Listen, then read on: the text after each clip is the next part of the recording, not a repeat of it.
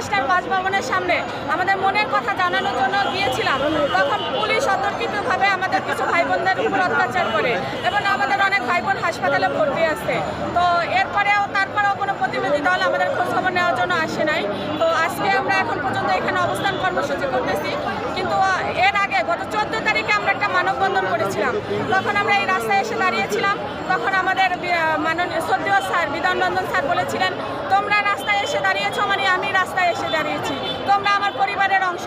তখন স্যারের আশ্বাস নিয়ে আমরা সবাই মা বোনেরা ভাইয়েরা বাসায় ফিরে গেছিলাম, কিন্তু সেই আশ্বাস থেকে কারো প্ররোচনায় ফ্যাসিস্ট সরকারের বিচারপতি যারা এখনও বাংলাদেশের বিভিন্ন জায়গায় ছড়িয়ে ছিটিয়ে আছে, আমাদের 31 জন উত্তীর্ণকারী 31 জন যারা উত্তীর্ণ হতে পারে নাই, তাদের কারণে হচ্ছে আমাদের এই রায়টা বাতিল করে দেয়।